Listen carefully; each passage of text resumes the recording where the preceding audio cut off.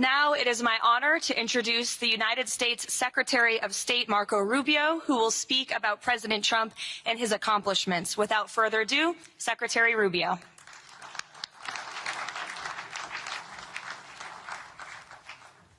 Thank you very much. It's an honor to be here today. It's an honor to serve as the Secretary of State during a historic presidency.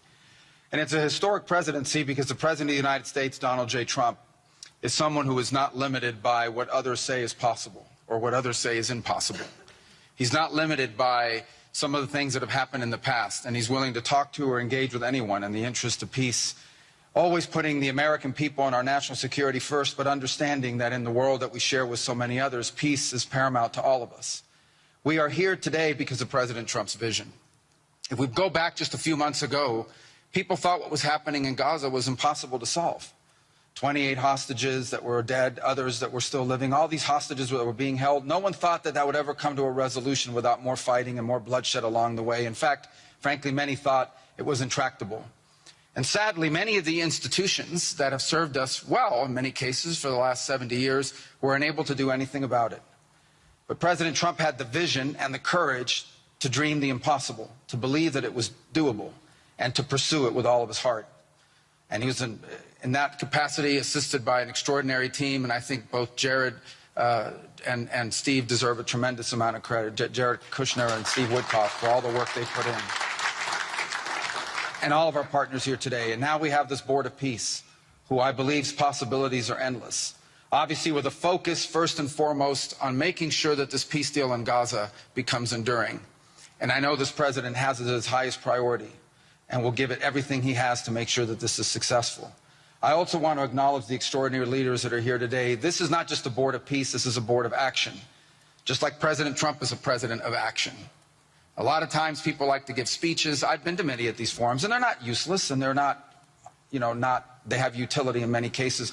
But oftentimes in international affairs, we often find ourselves at events where people are reading these scripted statements, these strongly worded letters that they put out, but no action, nothing happens. This is a group of leaders that are about action. And the President of the United States is a president of action, of getting things done. And today is the beginning of that, of a new era and a new stage that we think is so important as a model to the rest of the world of what is possible. And clearly the focus is right now on Gaza and making sure that the plan that's about to be presented to you here today, this vision for the future of Gaza, this vision for the future of the region, is not just possible and promising. It is our destiny if we put the time and the effort that it requires, as I know this board will do. But I also think it will serve as an example of what's possible in other parts of the world. Without losing focus on what's before us now, this is what's possible for other places and other conflicts that seem impossible to solve right now. So I want to, on behalf of the United States, on behalf of the team that worked so hard on this, thank every single one of the leaders that are here today and all of the countries that have committed to joining, and many others who are going to join. Others either are not in town today or they have to go through some procedure internally in their own country because of constitutional limitations. But others will join. Many want to be a part of this effort because it is going to be a successful effort. And you see it reflected here today among countries of different backgrounds from different parts of the world, majority Christian some, majority Muslim others, who've come together. In fact, former adversaries who have joined here as part of this Board of Peace. And all was possible, and I want to acknowledge this again, because of the vision and the drive of the President of the United States. So thank you all for joining us here today. We appreciate it very much.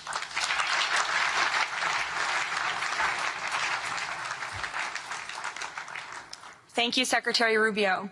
Please, if you could now turn your attention to the screens for a video message from the head of the National Committee for the Administration of Gaza,